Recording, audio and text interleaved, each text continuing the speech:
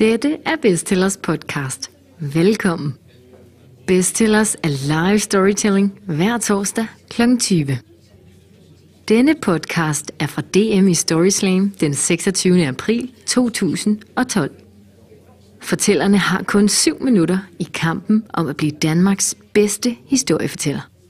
Og hvis de ikke overholder tiden, bliver de afbrudt. Her kan du høre Behelle Sørensen synge og fortælle om sin studietid på DTU. Rigtig god fornøjelse.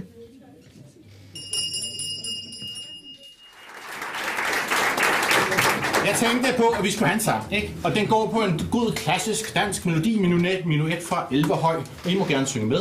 Den går sådan her.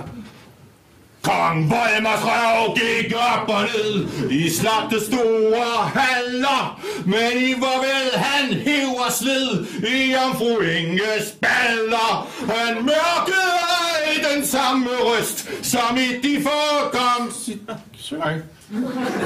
Okay, der er 10 vers, mine damer og herrer, ikke?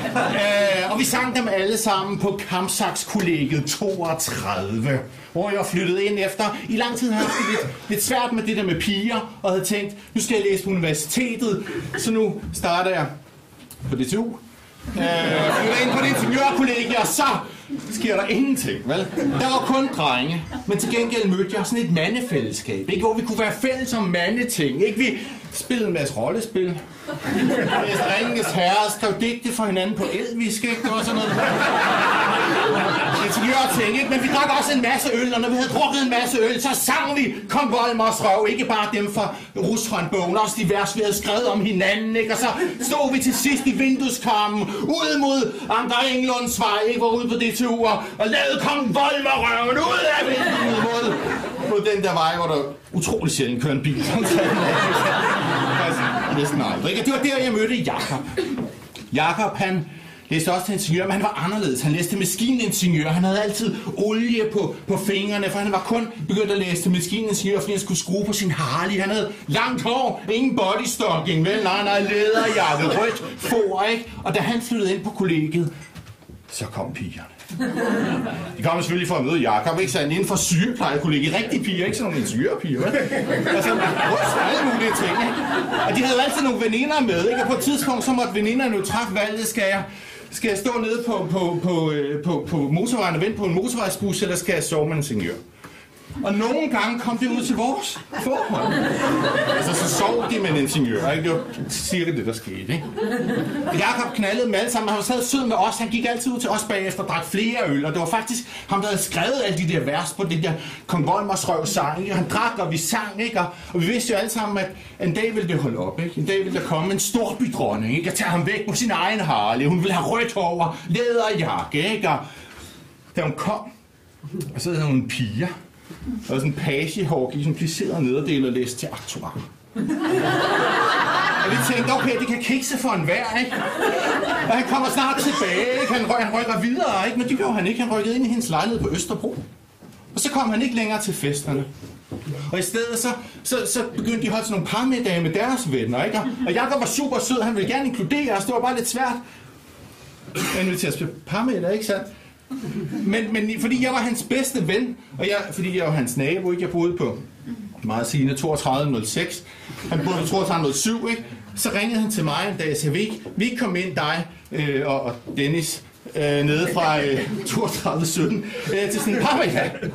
Og vi var sådan lidt skeptiske, ikke? Men så tænkte vi, okay, vi må give hende en chance, piger, ikke? Fordi måske er der en storbydronning inden under alt det der pagehår, ikke? Men det var der ikke. Da vi kom ind i den der lejlighed på Østerbro, så tog Jakob imod høj bredskulder med sådan nogle kaninfutter på. Og hun kom futtende med sådan nogle tigerfutter, ikke? Det helt klart slog hans, ikke? Og så var det bare hæsligt, ikke? Og der var stigereoler og sådan en gryderet, og så sad vi der, mig og Dennis, og skulle forsøge at snakke, ikke? Og det eneste øjeblik, hvor der var håb, hvor jeg tænkte, der er en storbydronning, ikke? Det var der piger, der havde været stille rigtig lang tid, sagde, måske skal vi høre noget musik. Jeg havde lyst til at høre den nye med Stig Rossen. Og jeg slog en latter op, jeg var så glad. Hun havde ironi, ikke? Men det havde hun ikke. Hun havde den nye med Stig Rossen.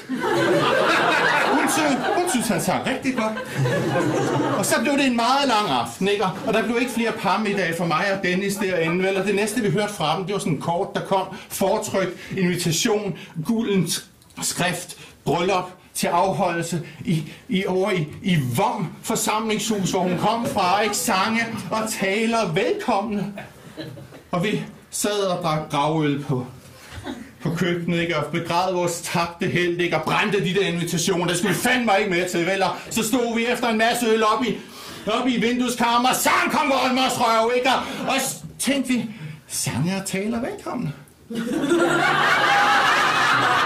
Vi havde jo aldrig skrevet en sang til et vers til Jakob. Han havde altid skrevet til os, og var det ikke det, vi skulle? Vi skulle ikke med til det bryllup. Det troede vi nok, vi skulle. Vi skulle med til det bryllup. Vi skulle synge.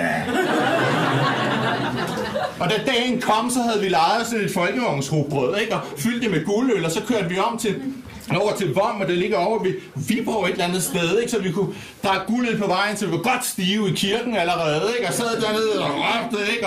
Og kom frem til det der forsamlingshus, ikke? Og det var lige så hæsligt, som vi havde frygtet, ikke? Der var jyske biler med hængertræk ude foran, og grimme jyske damer med grimme kjoler, og alt for stramme jakkesæt, og hesteskuopstilling, der var rejecocktail, der var sådan en orgelband, der sad klar, ikke? Og det værste var, at de var skide søde, altså. Og de synes, det var så spændende. Særligt mod mig. Jeg var jo Jakobs gode venner. Du dig og du Per, der har vi hørt så meget om. Hendes forældre kom piger, var lidt forbeholdende, ikke? Men resten. Og vi kom ned og sæde, og mig og Dennis sad ved højbord, ikke? Og de var så søde, og måske var det derfor, alle mine kompaner, de blev sådan lidt tvivlende under middagen, ikke? Jeg kom hen og sagde, måske skulle vi droppe det, ikke? Og måske skal vi i hvert fald droppe sangskolerne, ikke? Fordi jeg selvfølgelig lavet sådan nogle papmaché Volmers røve, ikke? Ligesom sangskjoler, hvor sangen stak op af i sådan nogle kondomer, ikke sandt? Det behøvede vi måske ikke, men jeg holdt fast, vi skal synge, ikke? Og da det blev vores tur, så stormede jeg op på scenen, ikke? Mens de andre blev siddende. Og så stod jeg der og tænkte, måske skulle vi droppe det, men så gik sangskjolerne rundt, og så var det ligesom kørt, ikke?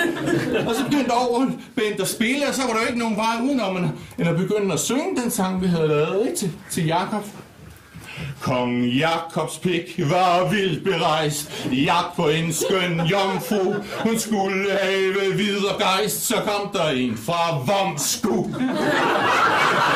Og på det tidspunkt, der rejste piger sig og løb ud af lokalet. Og det slog mig, det her var måske ikke det, vi skulle have gjort. Og måske skulle jeg stoppe nu af det mindste, ikke? Ligesom jeg skal lige om lidt. Men der manglede stadig halvdelen af sangen. Og det bedste kom til sidst, og så sang jeg for Vom for sangenes hus. Hun tog ham med sin jydekrog. Nu har hun ham om nossen, så han skal dø på Østerbro. Med Pia og Stig Rossen.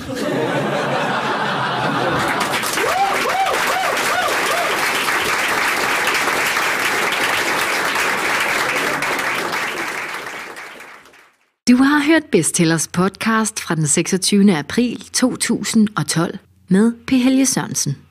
Abonner på Bestsellers podcast via iTunes eller find os på bestsellers.dk.